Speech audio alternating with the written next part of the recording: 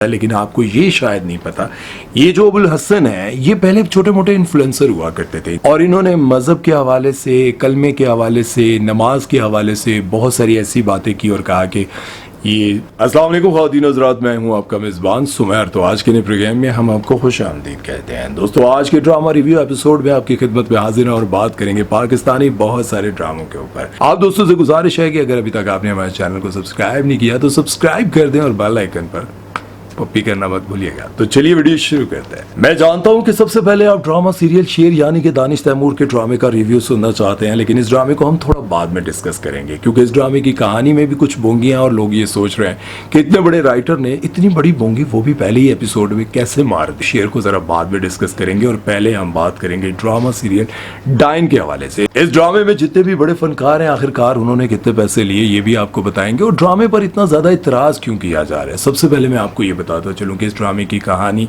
कुछ ऐसी है जिसे देखने के बाद एकदम ऐसे वाइब आती है कि गलती से आपने कहीं इंडियन चैनल तो नहीं लगा दिया कि एक हीरोइन है जिसके साथ बहुत जुल्म होता है और कब्र से उठकर एकदम आ जाती है। अभी तक पाकिस्तानी जितने भी बड़े ड्रामे चल रहे हैं उनमें से सबसे ज्यादा मजाक किसी का उड़ाया जा रहा है और कहा यह जा रहा है कि इस ड्रामे का टोटली जितना भी प्लॉट है वो सीधा सीधा इंडियन ड्रामों से मिलता जुलता है।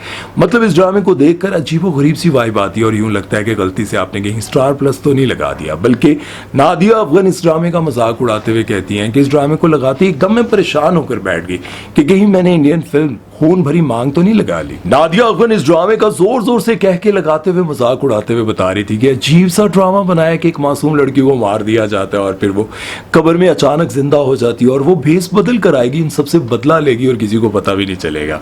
इससे तो बेहतर था कि हम स्टार प्लस का कोई ड्रामा लगाकर बैठ जाते। अब जाहिर है नादिया अफगान के बारे में मैं आपको बताता चलूं कि नादिया अफगान पिछले दिनों बहुत सारे पॉडकास्ट और ये सब कुछ कर रही थी और बहुत सारी कंट्रोवर्शियल बातें कर रही थी और आपको पता है क्यों? सिर्फ इसीलिए कि उनको कोई होता, कोई सीट, कोई प्रोग्राम मिल जाए और आखिरकार हो गया।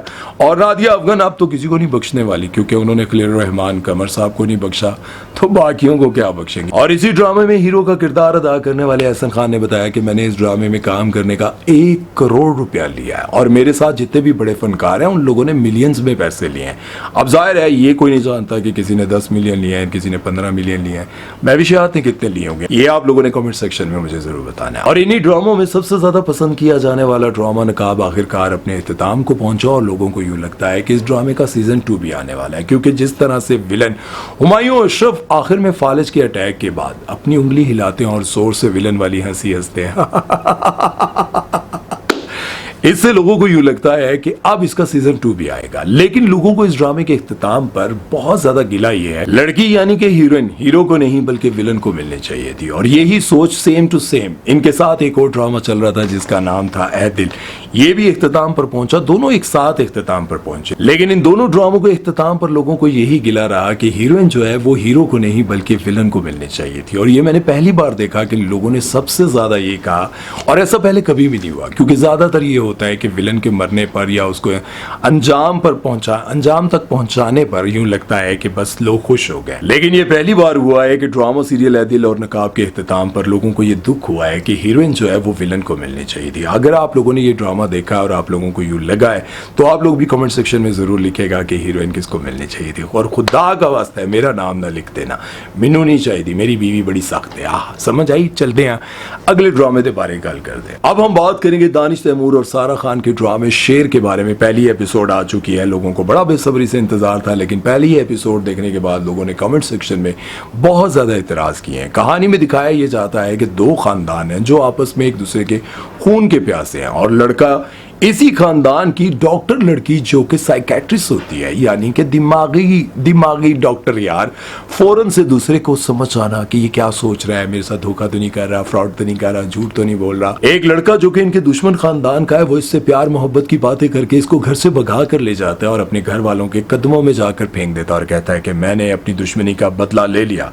अब दानिश तैमूर जो कि बड़े भाई होते हैं गुस्से में सामने आते हैं, तुम्हें शर्म नहीं आती अपना बदला लेने के लिए, अपनी दुश्मनी पूरी करने के लिए लड़की का सहारा लेते हो, लड़की का हाथ पकड़ते हैं और वापस उनको वहीं ले जाते हैं जहां से उसको लेकर आए थे, और आगे उनके खून के प्यासे लोग खड़े इंतजार कर रहे होते हैं। लेकिन लोगों को ये अच्छा लगने के बजाय लोगों को ये एतराज होने लग गया कि इतने समझदार और बड़े राइटर का लिखा हुआ ड्रामा ये कैसे लिखा जा सकता है कि एक साइकेट्रिस्ट मतलब कोई और डॉक्टर दिखाई जाती है, भाई जी कंपाउंडर डॉक्टर स्पेशलिस्ट है, पित्ते का भी इलाज कर देती, गुर्दे का भी इलाज कर देती, सख्त बुखार का भी इलाज कर देती, दंद भी कट देती है और ਤੁਹਾਡੇ आहो डंग भी कट देती है।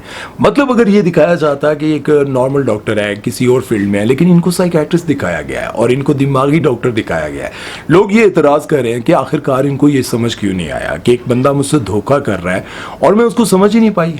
मोहब्बत में कोई नहीं समझ पाता। लेकिन बहुत सारे लोगों का ये भी कहना है कि ये कहानी ड्रामा सीरियल मस्त मलंग से बिल्कुल मिलती जुलती है, क्योंकि उस ड्रामे में भी यही दिखाया गया था कि दो खानदान एक दूसरे के खून के प्यासे हैं और उसी खानदान में लैला मजनू पैदा हो जाते हैं। और कुछ लोगों का ये भी कहना है कि इस ड्रामे का जो टीजर था यानी कि ट्रेलर था वो रामलीला से मिलता जुलता था। और सारा खान से जब पूछा गया क्या इस ड्रामे की कहानी इंडियन फिल्म रामलीला से इंस्पायर होकर बनाई गई है या फिर ये मिलती जुलती है या कॉपी की गई है, लेकिन उन्होंने ये कहा कि कहानी बहुत डिफरेंट है, लेकिन टीजर हमने थोड़ा मिलता जुलता बनाया, उससे आपको लगता है, लेकिन असल में इस कहानी में वैसा कुछ भी नहीं है। उन्होंने इस बात को क्लियर कर दिया। और इस ड्रामे का पहला एपिसोड देखने के बाद और कमेंट सेक्शन में जाकर कमेंट्स पढ़ने के बाद मुझे इस चीज का अंदाजा हुआ कि इंडियंस ने मोदी सरकार के मुंह पर तमाचा मार दिया, क्योंकि बहुत सारे इंडियंस ने लिखा हुआ था कि अगर वीपीएन ना होता तो हम क्या करते। लेकिन इसके साथ साथ आपको ये भी बताते चले कि इस ड्रामे में बहुत सारे लोगों के मेकअप पर बहुत ज्यादा इतराज किया जा रहा है और कहा यह जा रहा है कि सबने बहुत ज्यादा ओवर मेकअप किया है। दानिश तैमूर के मेकअप पर तो बहुत ज्यादा बातें हो रही है और कहा यह जा रहा है कि दानिश तैमूर ने बेस बहुत ज्यादा लगाई है। और आपको पता है कि आजकल इन चीजों को बहुत ज्यादा नोटिस किया जाता है और इन्हीं के साथ काम करने वाले बहुत सारे लोग ये कहते हैं कि दानिश तैमूर अपने फेस पर बहुत ज्यादा बेस लगाते हैं अपने आप को जरा यंग और खूबसूरत और चिट्टा गोरा दिखाने के लिए, बहुत ज्यादा मेकअप पर टाइम भी लगाते हैं। बहरहाल आप लोगों ने अगर देखा है तो आप लोगों की क्या राय है, कहानी पहला एपिसोड और उसके साथ साथ ये जो बातें मैंने आपको बताई हैं, इन सारी बातों के हवाले से आपने मुझे कमेंट सेक्शन में जरूर बताना है। और अगर आप इंडिया से हैं तो आप बताएं तुसी केड़ा वीपीएन ला के देख रहे हो। अब हम बात करेंगे ड्रामा सीरियल परवरिश के बारे में, जिसको बहुत ज्यादा पसंद किया जा रहा है। ड्रामे में काम कर रहे हैं जी ऐना आसिफ, समर जाफरी, रेहाम रफीक, अबुल हसन। ड्रामे में समर जाफरी और अबुल हसन की दोस्ती को बहुत ज्यादा पसंद किया जा रहा है क्योंकि बड़ा मजेदार सीन आता है जब दोनों की दोस्ती को दिखाया जाता है। लेकिन आपको ये शायद नहीं पता, ये जो अबुल हसन है ये पहले छोटे मोटे इन्फ्लुएंसर हुआ करते थे। इंस्टा पर इनके कोई 5-6 लाख फॉलोअर्स थे और उसके साथ साथ ये बहुत ज़्यादा ऐसी बोंगियां भी मारा करते थे।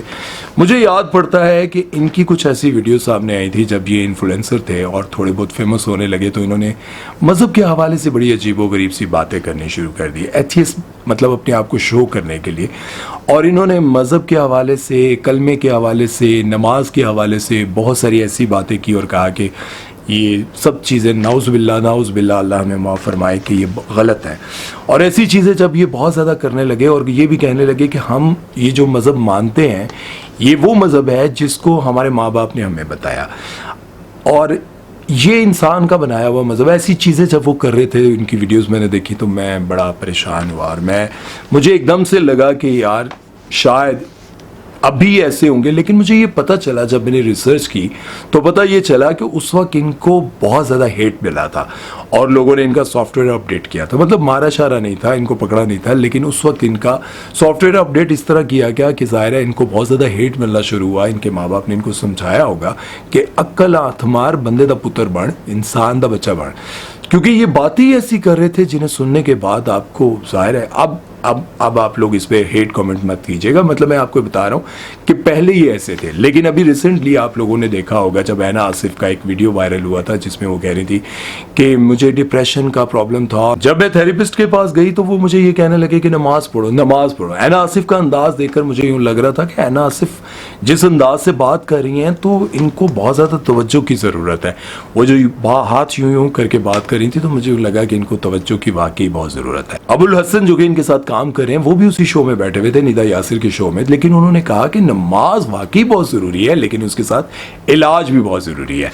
अब मैं आपको ये बताना चाहता हूं कि जब ऐना आसिफ को भी बहुत ज्यादा हेट मिला, अबुल हसन तो बच निकले लेकिन ऐना आसिफ कंट्रोवर्सी में फंस गए। उस वक्त जब ऐना आसिफ को बहुत ज्यादा हेट मिलना शुरू हुआ और अगले इंटरव्यू में उन्होंने आकर कहा कि मेरे अल्फाजों का चुनाव अच्छा नहीं था। जो टॉपिक चल रहा था हमारा उससे I could relate to it. I do feel like कि मेरी वर्डिंग बेहतर हो सकती थी. Okay. I will always take responsibility and accountability for something that I have done wrong.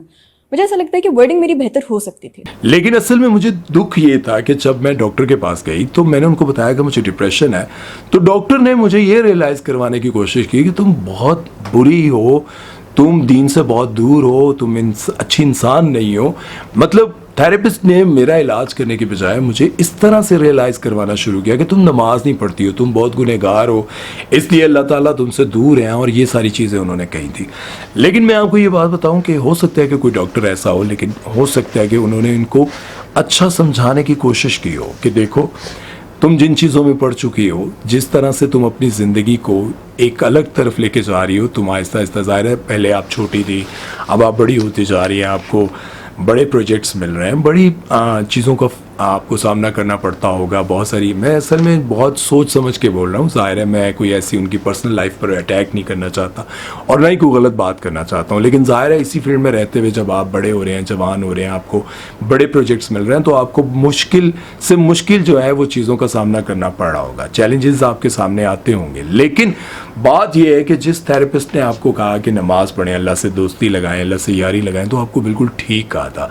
आप लोगों को याद होगा इंडिया की एक फिल्म आई थी दंगल. दंगल में काम किया था एक लड़की ने जिनका नाम आमिर खान की फिल्म है, सारा, मेरा ख्याल है सारा नाम था उनका, सारा ही नाम था, आई थिंक सो. अगर आप लोगों को पता है तो कमेंट सेक्शन में ज़रूर लिखिएगा. उन्होंने उस वक्त तक करोड़ों रुपया कमा लिया था जब उन्होंने इस फील्ड को छोड़ा था और कहा था कि मुझे लगता है, मेरे माँ बाप बताते हैं, मेरे इर्द गिर्द के लोग बताते हैं कि आप अल्लाह से दूर हो रहे हो, आप अपने दीन से दूर हो रहे हो. क्योंकि ज़ाहिर है उस फिल्म में उनको पूजा भी करनी थी, अगली फिल्म में उनको कुछ हीरा मंडी के किरदार भी करने थे, उसके बाद उनको रेड लाइट वाले ऐसे किरदार भी करने थे, और आहिस्ता आहिस्ता उनको रोमांटिक सीन भी करने थे, रोमांटिक सीन करते हुए कपड़े भी उतरने थे, ये सारा कुछ होना था. तो उनको एहसास हो गया कि शायद मैं अपने दीन से बहुत दूर हो रही हूँ, मैंने कलमा पढ़ा हुआ है, मैंने अल्लाह से वादा किया और मैं इन सारी चीज़ों से दूर हो रही हूँ. तो ये सब कुछ जब मैं हासिल कर लूँगी, मतलब बहुत सारे लोग ये कहते हैं ना कि एक्ट्रेस हमेशा उस वक्त फील्ड को छोड़ती हैं जब वो पैसा दौलत शोहरत कमा लेती हैं. लेकिन बात मैं आपको बताऊं कि पैसा दौलत शोहरत अभी तो उसने कमाना शुरू किया था और उसने ये सब कुछ छोड़ दिया. बहुत बड़ी कुर्बानी थी, बहुत बड़ा काम था. अल्लाह ताला उनको कायम रखे, क्योंकि कभी भी शैतान इंसान को वर्गलाता है और कहता है कि देखो अभी भी तुम्हारे पास वक्त है. और वो कहती हैं कि मुझे आमिर खान, शाहरुख खान, पता नहीं किस किस बड़ी सेलिब्रिटी ने दोबारा से आमादा करने की कोशिश की कि तुम आ जाओ, तुम इस हद में रह के कर लेना, ये कर लेना, वो कर लेना, लेकिन वो नहीं आई. इसी तरह से बहुत सारे लोग ये बात समझाने की कोशिश करते हैं कि जिस फील्ड में आप हैं उसमें आप शायद नमाज, कुरान, अल्लाह को याद नहीं करते, तो वो आपको नमाज की तरफ लगाने की कोशिश करते हैं और उस दौरान आपको लगे कि शायद वो आपकी पर्सनल लाइफ पर अटैक करें. क्योंकि ज़ाहिर है अगर अब मुझे कोई कहे कि यार आप ये कर रहे हैं, वो कर रहे हैं, फलां कर रहे हैं, तो मुझे यूँ लगेगा कि यार ये मेरे पर तनकीद कर रहा है, ये मुझे गलत बात कह रहा है.